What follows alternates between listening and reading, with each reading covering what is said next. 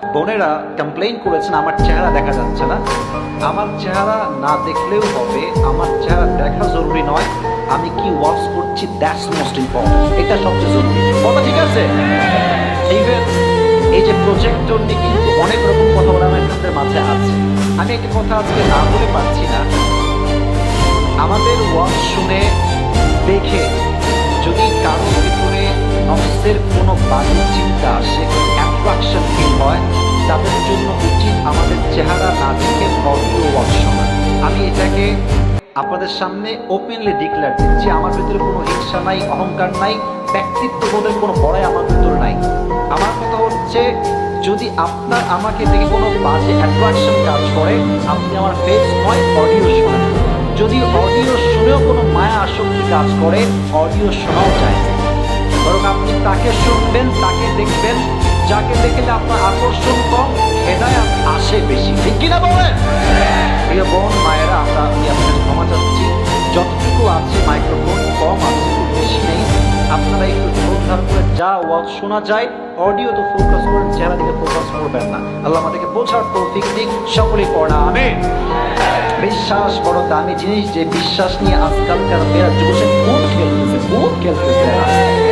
Even দেখবা আজকাল কিছু মেয়ে বের হয়েছে বিয়ের সময় চরিত্র নয়, টাকা দেখলে টাকলাকে ওরা বিয়ে করে ফেলে যুবক ভাই। এরকম মেয়ে বাংলাদেশের যুবক ভাইরা আছে নাই?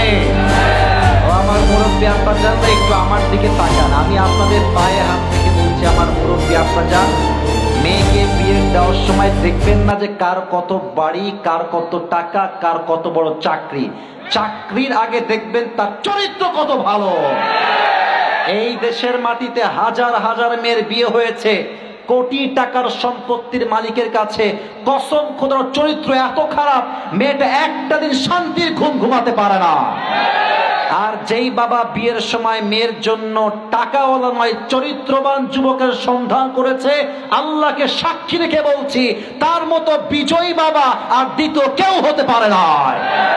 তবে আমার প্রিয় বোনদেরকে আমি বলছি, প্রিয় বোন, আমার বাপ ঠিক হলে হবে না, আপনাকে ঠিক হতে হবে। এই মেয়েদের আজকাল রুচি এত খারাপ, দাড়িওয়ালা চরিত্রবান পাঁচ ওয়াক্ত নামাজি পছন্দ হয় না, গাঞ্জাখোর দেখলেই ফিদা হয়ে যায়।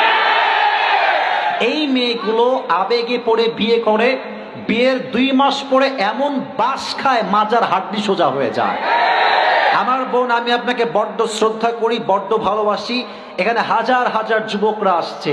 যেই যুবক শীতকালে 5 ওয়াক্ত নামাজ ফজর সহ বা জামাত আদায় করে আব্বা যান, এর চাইতে বেস্ট অপশন, বেটার অপশন আপনার মেয়ের জন্য আল্লাহর জমিনে দ্বিতীয় আর কেউ হতে পারে না।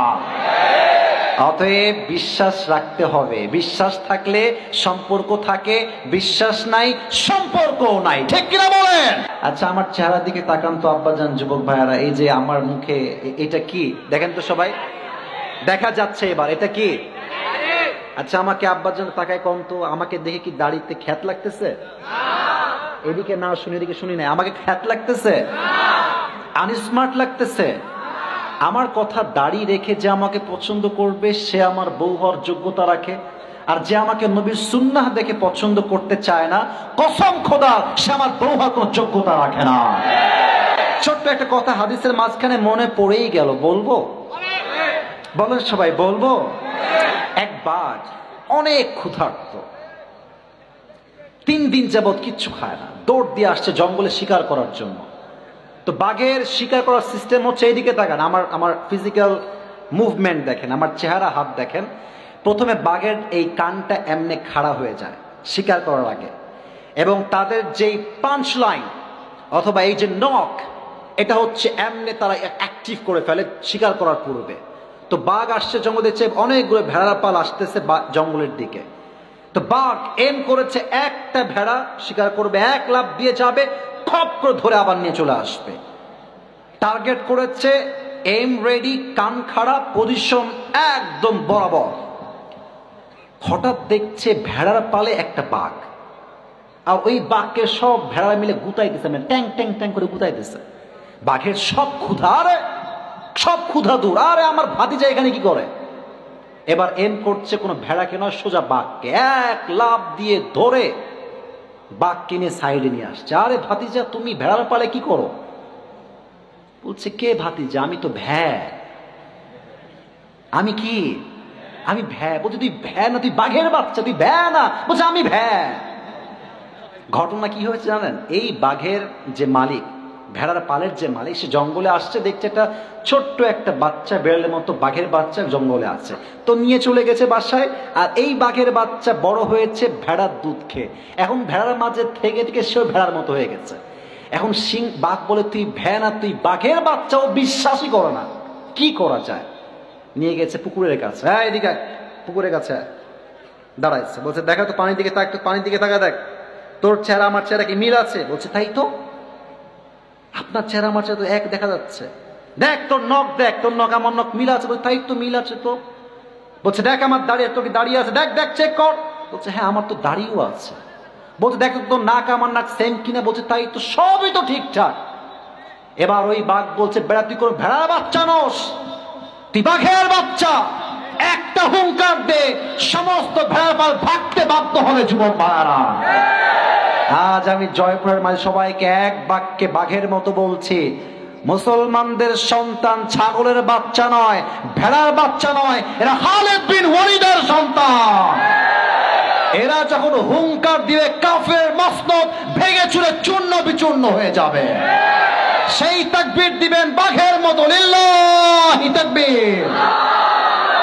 আল্লাহ কবুল করো, সকলেই পড়েন আমিন।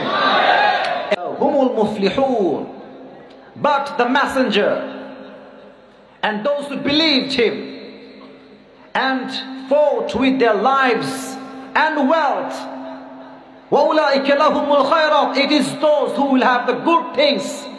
وَأُولَٰئِكَ هُمُ الْمُفْلِحُونَ, and it is those who are the ultimate success.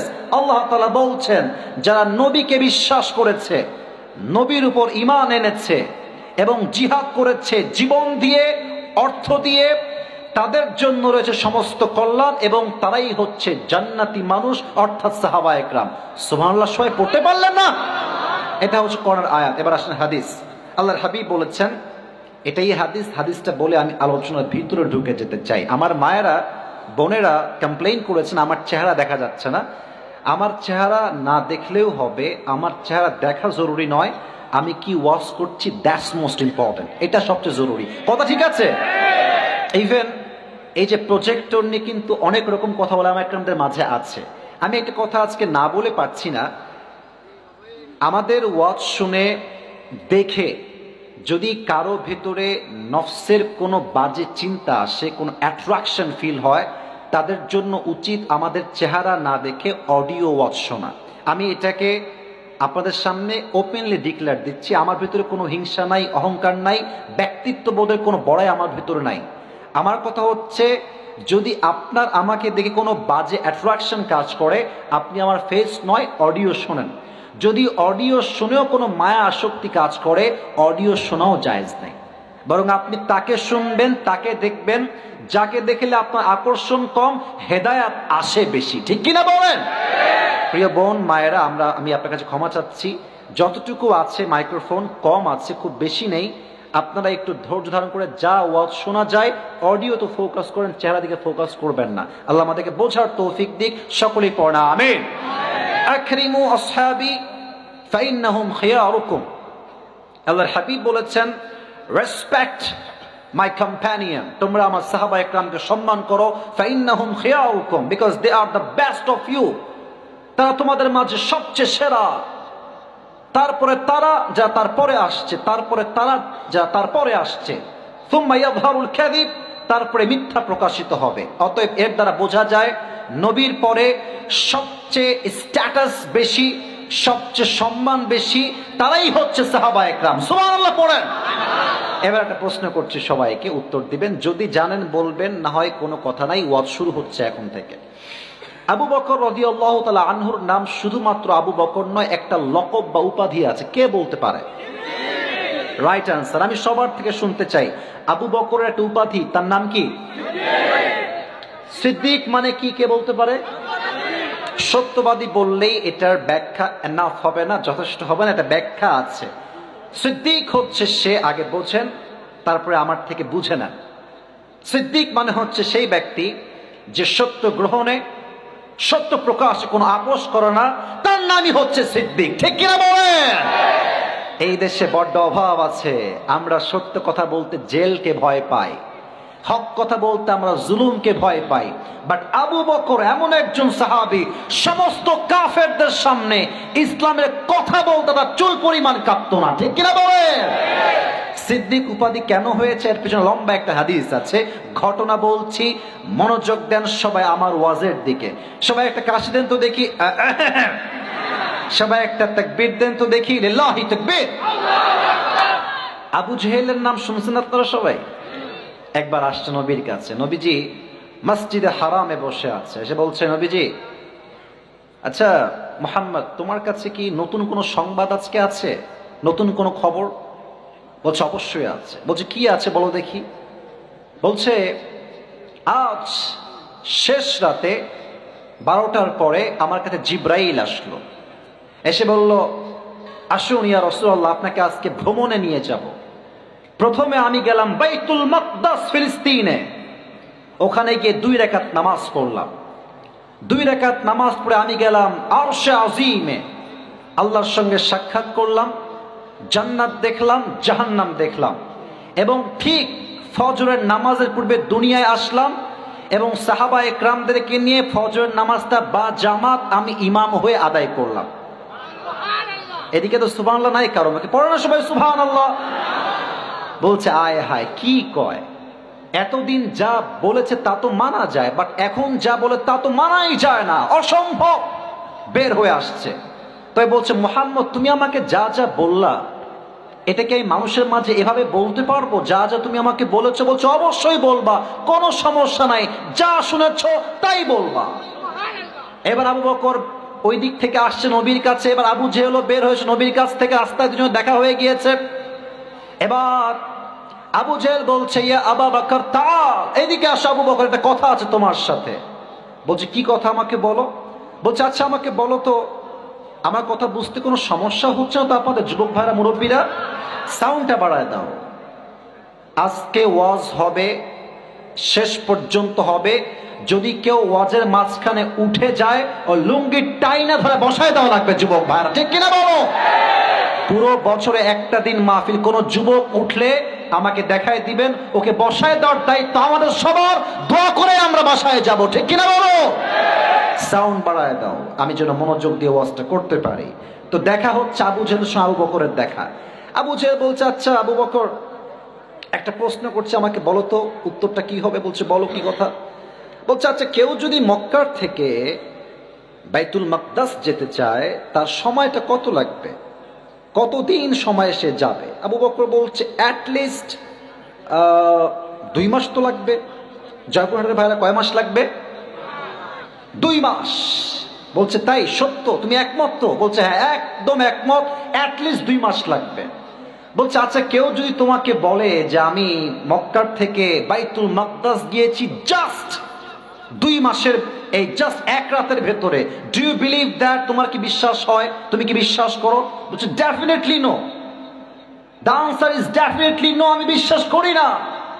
Abu Jahl বলছে তোমার বন্ধু নবীজি বলেছেন, তুমি কি বিশ্বাস করো?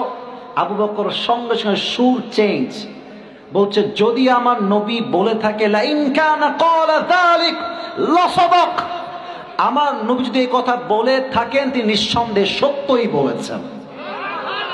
নবীজি এবার বলে আবু বকর এদিকে আসছো, তোমার নাম আজ থেকে জাস্ট আবু বকর নয়, তোমার নাম আবু বকর as-সিদ্দিক, যে সত্য গ্রহণে, সত্য প্রকাশে কোনো দ্বিধাবোধ করে না। যুবক ভাইরা ঠিক কিনা বলো? বিশ্বাস বড় দামি জিনিস, যে বিশ্বাস নিয়ে আজকালকার মেয়েরা যুবসে খুব খেলতেছে, খুব খেলতেছে এরা। ইভেন দেখবা আজকাল কিছু মেয়ে বের হয়েছে, বিয়ের সময় চরিত্র নয় টাকা দেখলে টাকলাকেও এরা বিয়ে করে ফেলে। যুবক ভাইরা, এরকম মেয়ে বাংলাদেশের যুবক ভাইরা আছে না নাই? ও আমার মুরব্বী আব্বা জানরা একটু আমার দিকে তাকান, আমি আপনাদের পায়ে হাত রেখে বলছি, আমার মুরব্বী আব্বা জান, মেয়েকে বিয়ের দেওয়ার সময় দেখবেন না যে কার কত বাড়ি, কার কত টাকা, কার কত বড় চাকরি, চাকরির আগে দেখবেন তার চরিত্র কত ভালো। এই দেশের মাটিতে হাজার হাজার মেয়ের বিয়ে হয়েছে, কোটি টাকার সম্পত্তির মালিকের কাছে কসম খোদার চরিত্র এত খারাপ, মেয়েটা একটা দিন শান্তির ঘুম ঘুমাতে পারে না। আর যেই বাবা বিয়ের সময় মেয়ের জন্য টাকাওয়ালা নয় চরিত্রবান যুবকের সন্ধান করেছে, আল্লাহকে সাক্ষী রেখে বলছি তার মতো বিজয়ী বাবা আর দ্বিতীয় কেউ হতে পারে না। তবে আমার প্রিয় বোনদেরকে আমি বলছি, প্রিয় বোন, আমার বাপ ঠিক হলে হবে না, আপনাকে ঠিক হতে হবে। এই মেয়েদের আজকাল রুচি এত খারাপ, দাড়িওয়ালা চরিত্রবান 5 ওয়াক্ত নামাজি পছন্দ হয় না, গাঞ্জাখোর দেখলেই ফিদা হয়ে যায়। এই মেয়েগুলো আবেগে পড়ে বিয়ে করে, বিয়ের 2 মাস পরে এমন বাস খায় মাজার হাড্ডি সোজা হয়ে যায়। আমার বোন, আমি আপনাকে বড্ড শ্রদ্ধা করি, বড্ড ভালোবাসি। এখানে হাজার হাজার যুবকরা আসছে, যেই যুবক শীতকালে 5 ওয়াক্ত নামাজ ফজর সহ বা জামাত আদায় করে আব্বা যান, এর চাইতে বেস্ট অপশন, বেটার অপশন আপনার মেয়ের জন্য আল্লাহর জমিনে দ্বিতীয় আর কেউ হতে পারে না। অতএব বিশ্বাস রাখতে হবে, বিশ্বাস থাকলে সম্পর্ক থাকে, বিশ্বাস নাই সম্পর্কও নাই, ঠিক কিনা বলেন? আবু বকরের নাম জাস্ট আবু বকর নয়, তার নাম হচ্ছে সিদ্দিক। আচ্ছা, দ্বিতীয় প্রশ্ন করছি, এটা অনেকে জানেন না, অনেকে জানেন, আমার চোখে চোখ রাখেন, প্রশ্ন করছি জবাব দেন। আচ্ছা প্রিয় ভাইরা, আবু বকরের একজন মেয়ে ছিল, কে বলতে পারে নামটা কি? তো জোরে কোন না, নামটা কি? এবার দেখা যায়, বলেন সবাই, নামটা কি? আয়েশা রাদিয়াল্লাহু তাআলা আনহা। একটা অবাক করার তথ্য দিচ্ছি, আবু বকর রাদিয়াল্লাহু তাআলা আনহু, he is not just a friend of prophet. নবীজির শুধু বন্ধু নন তিনি, যেমন বন্ধু তিনি, at the same time Abu Bakr নবীজির শ্বশুরও বটে। সুবহানাল্লাহ পড়েন আপনারা। তবে নাস্তিকরা একটা কথা বলে, আপনার নাউজুবিল্লাহ একটু জোরে বলবেন আমার কথা বলার পর, নবীর শ্রদ্ধার সাথে। নাস্তিকরা আবার নবীর চরিত্র খারাপ, তাই নবীজি আয়েশাকে 6 বছর বয়সে বিয়ে করেছে। এইদিকে নাউজুবিল্লাহ জোর আছে, এইদিকে নাই। What is this? সবাই বলেন নাউজুবিল্লাহ।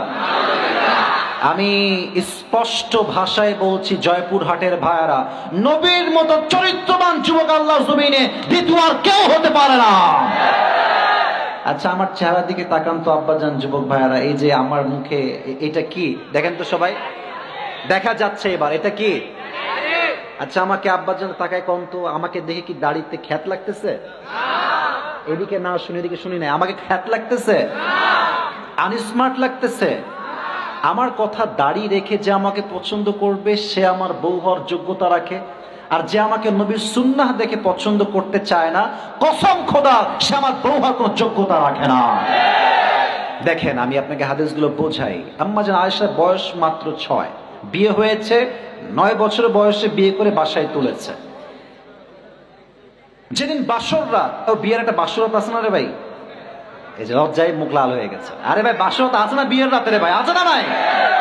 বাসর রাত নবীজি আসছেন আয়েশার ঘরে। হাদিসগুলো খুবই মজার, যদি মনোযোগ দিয়ে শুনতে পারেন। এসে বলছে, আয়েশা, আগেই পড়েন সবাই মন খুলে সুবহানাল্লাহ।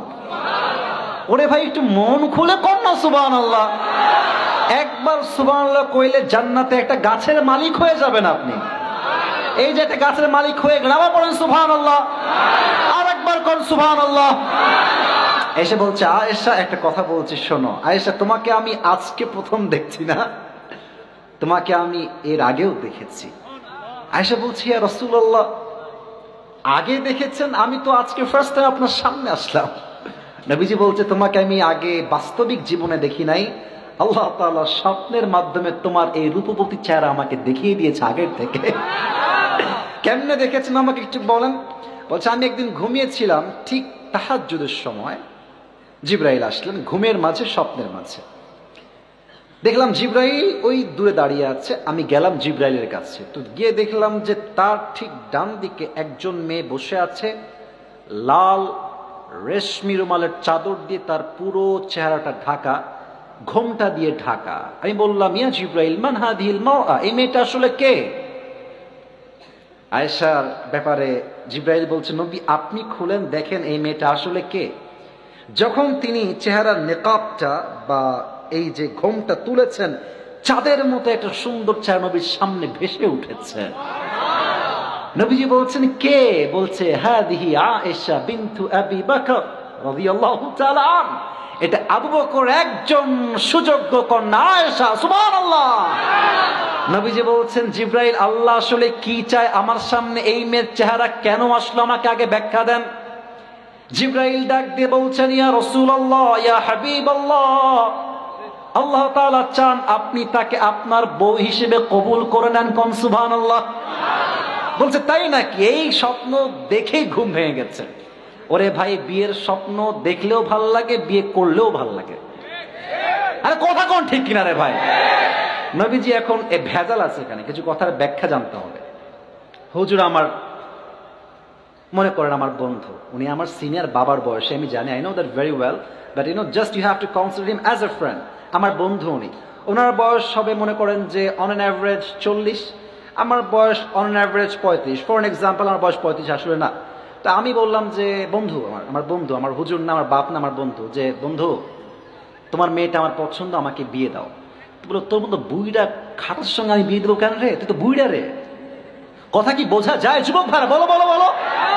তো এটা ব্যাপারটা এক্স্যাক্টলি এরকম নয়, তবে ব্যাপারটা কিছুটা সিমিলারিটি আছে। আরব বিশ্বে ওই সময়ে বন্ধুর মেয়েকে বিয়ে করা, it was just like a crime, অপরাধ।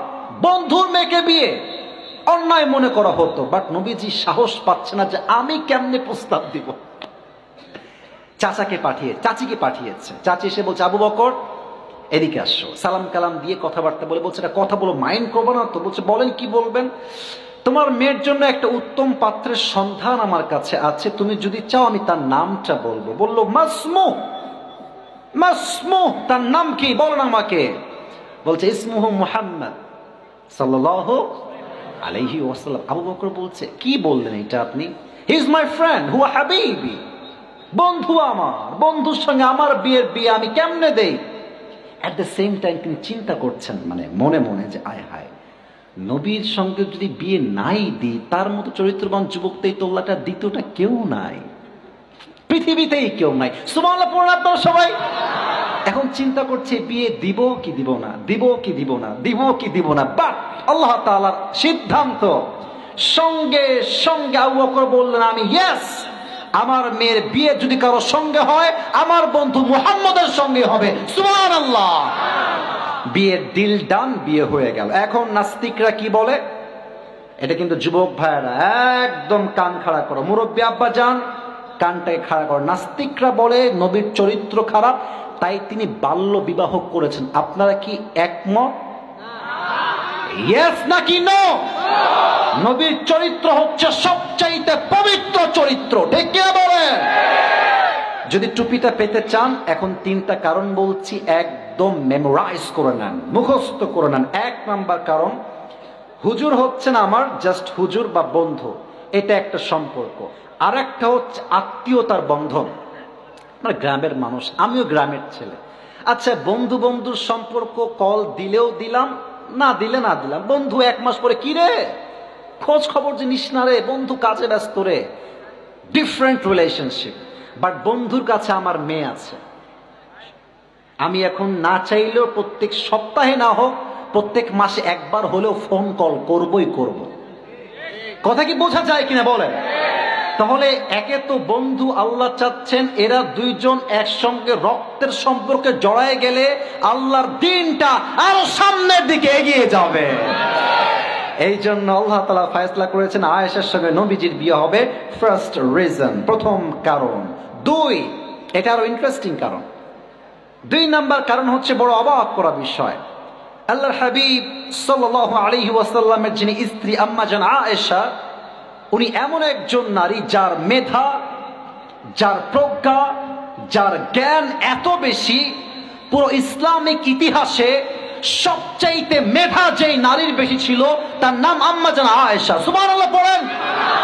তাহলে আমরা 2টি কারণ পেলাম। 1, ইসলামের বিজয়। 2 নাম্বার আমরা পেলাম আয়েশার মেধা বা প্রজ্ঞা। এন্ড থার্ড, ওয়ামা ইয়ানতিকু আনিল হাওয়া ইন হুয়া ইল্লা ওয়াহয়ু ইউহা। নবী যা করেন নবীর একার কাজ নয়, নবীর জবানের কথা নয়, নবী যা বলেন যা করেন এই সব একজনের আদেশ, আওয়াজ দিয়ে বলেন তিনি কে। এই তিনটা কারণ: এক, আল্লাহ বলেছেন নবী আপনি বিয়ে করেন, ওহী ছিল। দুই, আয়েশার মেধা ভালো ছিল, যার মেধা যত ভালো তাকে দিয়ে ইসলামের কাজ হবে তত ভালো। অ্যান্ড তিন, যেহেতু আবু বকর নবীর বন্ধু হয়, দুইজন ইসলামের সৈনিক জামাই শ্বশুর হয়ে গেলে ইসলামের রাজ পুরো বিশ্বে কায়েম হয়ে যাবে। ঠিক কিনা বলেন? এই তিনটা কারণে, মাশাআল্লাহ বসেন, তিনটা কারণে নবীজি আম্মাজান আয়েশাকে বিয়ে করেছেন। এখন আমি 3 নাম্বার সাবজেক্টে যেতে চাই, তবে একটা আবদার আছে সবার কাছে। আমি একজন যুবককে চাই, যেই যুবকের বউ নাই, সিঙ্গেল, সে অনেক দেখেছি আমি একদম মরা তাকবীর, একদম মরা, এদের বিয়ে সব ক্যান্সেল হয়ে যাবে।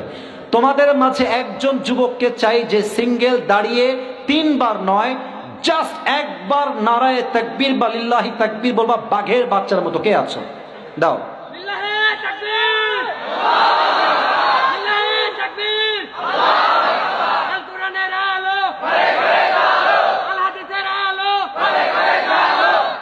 তোমার বিয়ে 50% কনফার্ম, বাকি 50% না। আমি আরেকজনকে চাই একবার, 3 বার না, একবার দিলে আমি খুশি, বাঘের মতো দিবা। কে আছো?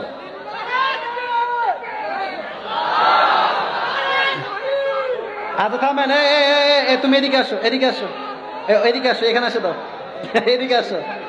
ওর চোখে সমস্যা আছে মনে হয়, তো ওদিকে একবার আসো। আচ্ছা শোনেন, আমি বলি, আপনাদের মাঝে আমি বাঘের রূপ দেখতে চাই। আমার সঙ্গে তাকবীর দেন, লিল্লাহি তাকবীর। আল্লাহ তাআলা কবুল করুক, আমরা সকলেই মন খুলে পড়ছি আমিন। আচ্ছা, আমি একটা ছোট্ট ঘটনা বলছি। আপনাদের মাঝে আমি দেখলাম খুব নম্রতা বেশি। সব জায়গায় নম্র হইলে চলে না, মাঝে মাঝে শক্তও হইতে হয়। আপনারা দেখেন নাই আমাদের দেশে এই যে 5 আগস্টের আগে আমাদের হুজুরদের উপরে এত জুলুম। আপনি দেখেন কতজনের নাম বলবো, আল্লাহ মামুনুল হক সাহেব, মুফতি আমির হামজা সাহেব, ইভেন তারা সাইদি সাহেবকে শুধু জেল নয়, গোপনে তারা হত্যা করেছে যুবক ভাইরা।